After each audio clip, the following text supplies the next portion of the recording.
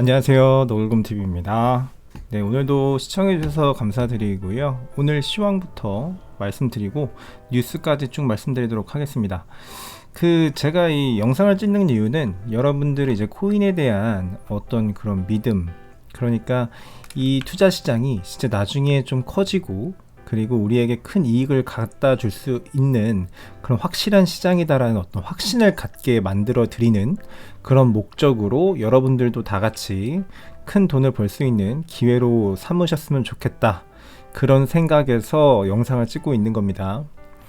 그래서 사실상 좋은 뉴스들 많이 알려드리고 있고, 또 여러분들이 투자하시는 데 있어서 확신을 가지고 부안해동 하시면서 이 변동성이 심한 시장에서 그런 어떤 부안해동하는 어떤 거래는 나에게 손실밖에 가져다 줄 수밖에 없다 라는 거를 좀 말씀을 드리려고 영상을 만드는 거고, 시장을 믿어야, 어딘가에 내가 투자를 했으면 내가 그 투자한 투자처를 믿고 있어야 그만큼 수익도 뒤따라 오는 겁니다.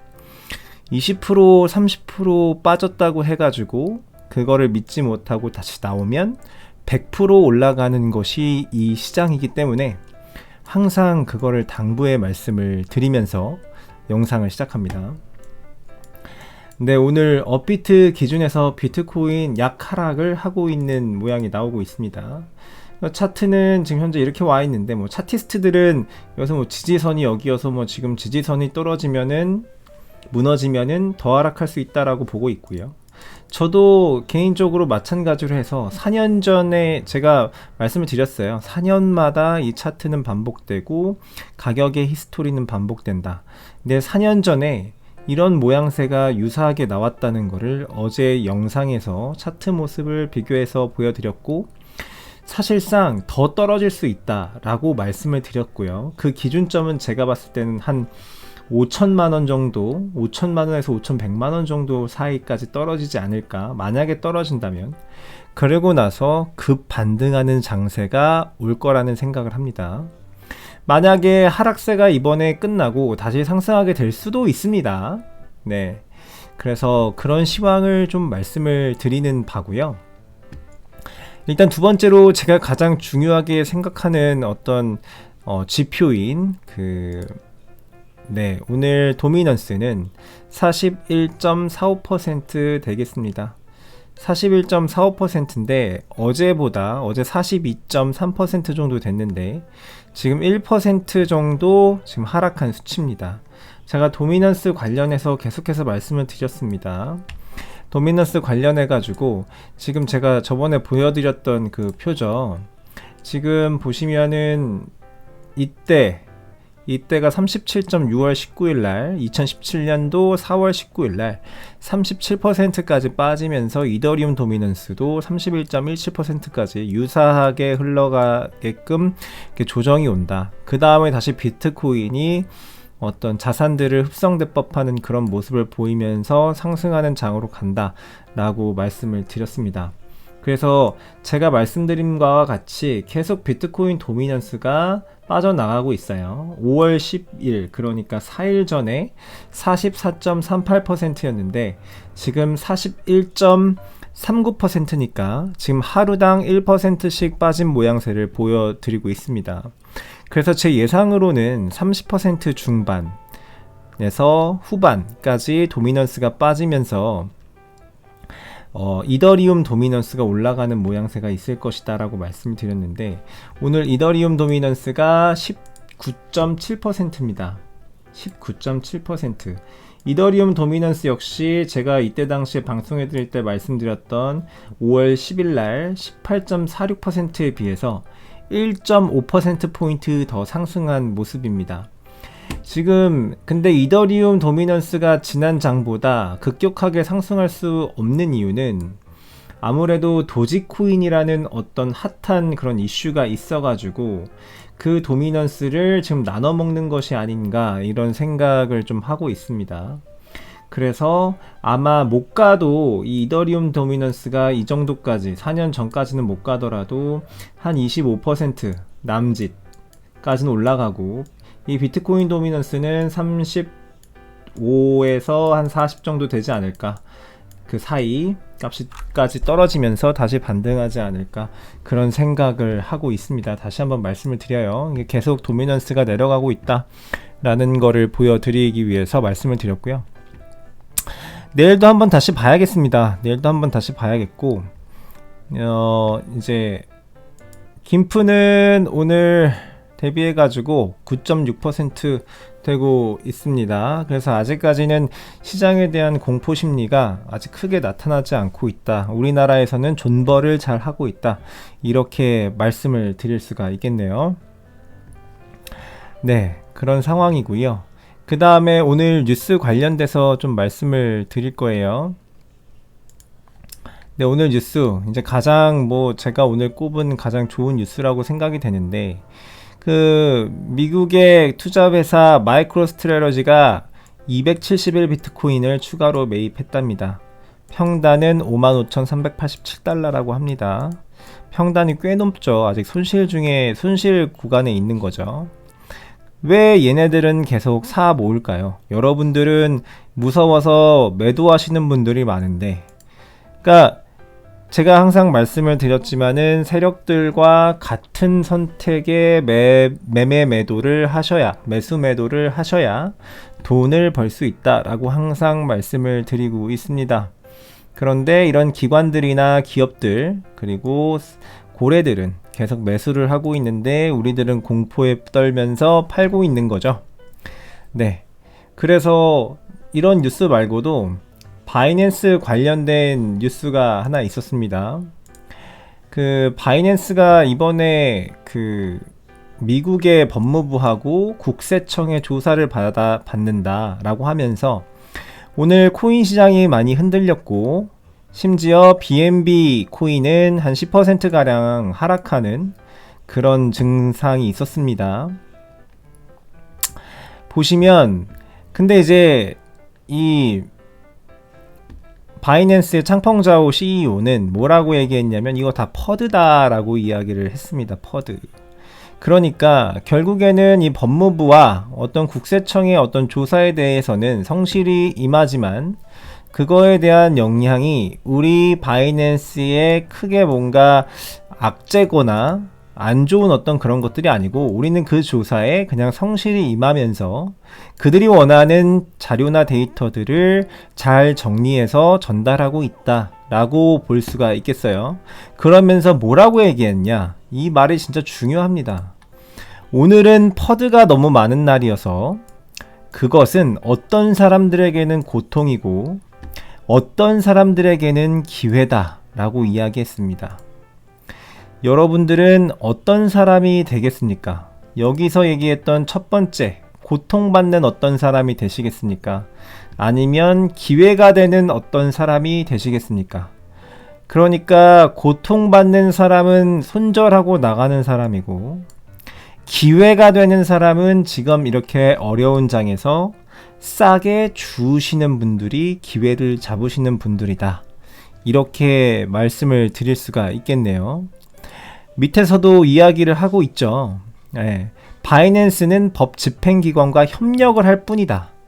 그래서 나쁜 어떤 거래를 하거나 불법적인 어떤 행동들을 저지르고 있는 그런 트레이더들, 그런 사람들과 싸우려 할 뿐이지. 네. 그래서 협력하는 중인데 왜 이게 이렇게 퍼드성, 공포성 뉴스로 나오는지 모르겠다 라고 이야기를 하는 거예요. 그래서 여러분들도, 저는 이게 참, 이 말이 참 공감이 됐습니다. 그래서 저도 사실은 어제 이더리움 클래식을 106,000원에 다시 매집에 들어갔습니다. 제가 저번에는 평단 그 14만원에 들어가서 14,000원에 들어가서 14만원에 매도하고 나왔다라고 말씀드렸는데, 다시 106,000원에 다시 매집을 했습니다. 그래서 저는 이 어떤 사람들 중에 기회를 잡는 사람이 되려고 지금 한 겁니다. 여러분들도 이제 좋은 기회가 되실 수 있다면 이 기회를 잡으시기를 좀 첨언을 드립니다. 그 다음에 이제 두 번째 뉴스, 미국의 대형 투자은행인 코엔에서 암호화폐 커스터디 제공을 한답니다. 그리고 리플 CTO가 운영하는 폴리사인에 22,500만 달러 투자 계획을 갖고 있다고 합니다. 그래서 이 미국의 투자은행 이 코엔이 이 헤지펀드하고 자산운용사 등을 대상으로 해서 암호화폐 커스터디 서비스를 제공하겠다라고 밝혔다고 해요. 그러면 이 커스터디 서비스를 하려면 이 은행도 어쨌든 암호화폐 관련된 기술을 갖고 있어야 되는데, 만약에 그 기술이 없다라고 하면 다른 회사에 그 기술력을 전달받아야 되거나 아니면 그 다른 회사의 어떤 솔루션이나 소프트웨어를 구매해서 사용해야 됩니다. 아니면은 외주를 맡기던가. 그렇다면 이 리플 CEO가 운영하고 있는 폴리사인은 무엇을 하는 회사이냐? 이 폴리사인이라는 회사에 지금 이 코엔이라는 이 투자은행이 283억 원을 투자를 했다는 건데, 이 폴리사인이라는 회사는 뭐 하는 회사냐? 라고 하면 바로 이 폴리사인은 금융기관이 암호화폐 자산을 다룰 수 있는 상품을 만들고 있는 회사입니다. 그러니까 결국에는 이 코엔이라는 이 은행은 리플 CTO가 운영하고 있는 이 암호화폐 자산을 다루는 이 회사에다가 커스터디 서비스를 지원할 수 있는 기술력을 외주를 주거나 아니면은 여기에 솔루션을 사용하겠죠. 네. 그렇다면 이 폴리사인이라는 회사는 가장 비중 있게 다루고 있는 암호화폐 기술 뭐가 있을까요? 당연히 리플이 될 겁니다. 네. 리플한테는 이제 굉장한 호재가 되겠습니다. 네, 그렇게 말씀을 드리고요. 네, 다음 뉴스인데 참 마음에 들진 않지만 테슬라한테 이 카르다노 재단이 좀 어필을 한다고 합니다. 지금 카르다노 뿐만 아니라 다른 암호화폐 재단들에서 계속 이 테슬라한테 자꾸 러브콜을 보냅니다. 예를 들면 얼마 전에 트론의 저스틴 선도 이 도지코인을 기부하겠다, 우리가 투자하겠다 라고 이제 이 일론 머스크한테 의사표현을 한 적이 있고, 게다가 뭐 카르다노도 이러고 있고요. 그리고 뭐 사람들한테 이제 어떤 그 많이 이야기가 떠도는 것은 그 리플과 스텔라 코인이 될 가능성이 높다 라고 지금 많이들 이야기를 하고 있어요. 근데 리플은 왜 그러냐면, 리플은 원래 태생부터가 그린 암호화폐다, 그린 크립토 커런시다. 그래서 옛날부터 초창기 때부터 계속 그렇게 이미지를 만들어 왔던 코인입니다. 실제로도 그 포우 방식을 쓰지 않기 때문에 실제로 에너지 소비가 있지도 않고요. 그렇기 때문에 지금 이 테슬라의 일론 머스크가 어떤 그 친환경을 얘기했다라는 것은 결국에는 그린 크립토 커런시라고 계속 이야기를 했었던 리플일 가능성이 크다, 이렇게 나오는 분석들이 많이 있습니다. 그래서 뭐 밑에서도 나오죠. 에이다, 아이오타, 알고랜드, 리플, 나노, 그것뿐만 아니라 거론되고 있는 게 이제 스텔라루멘, 뭐 이런 코인들이 있겠네요. 네. 그래서 사실 저는 이 일론 머스크의 어떤 이런 발언들에 휘둘리고 싶지는 않습니다. 근데 다만 아직까지도 이 사람의 한마디 한마디가 이 시장에 미치는 여파가 크기 때문에 신경을 안 쓸래야 안 쓸 수가 없는 그런 분위기이기 때문에 약간 저는 이 사람이 어떤 말을 하든지 이 사람 말에 따라서 사거나 이 사람 말에 따라서 팔거나 이런 것들을 좀 최소화하려고 좀 노력하고 있습니다. 네, 또 말씀을 드리고요. 그 다음에 블랙록 CIO, 비트코인은 지속 가능할 것이며 향후 몇 년 동안 투자 분야의 일부가 될 것이다 라고 이야기를 했습니다. 이 블랙록이라는 자산운용사는 진짜 뭐 세계 각국에서 지금 자산 운용을 하고 있는 그런 회사인데, 여기에 이제 최고 투자 책임자 CIO가 그 비트코인이 지속 가능할 거라고 이야기를 하고 있고, 그리고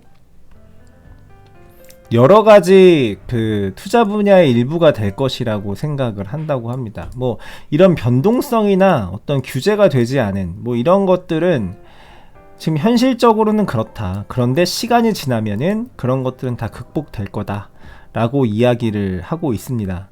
이런 투자 회사들은 자산운용사, 투자회사 이런 데는 어쨌든 고객들에게 어느 정도의 수익금을 안겨줘야 그 수익금에 대한 수수료나 이런 그런 것들을 받고 회사가 성장할 수 있는데, 이런 회사의 최고 투자 책임자가 이런 발언을 했는데 만약에 손해가 난다 라고 하면 이 회사는 망하겠죠.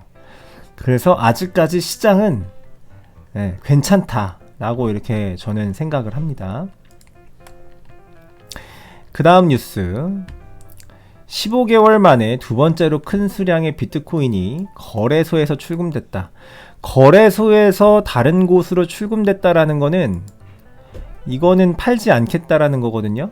매수를 해가지고 자기 개인 지갑에다 옮겼다라는 의미이기 때문에 그게 25,000 비트코인이라고 합니다. 네.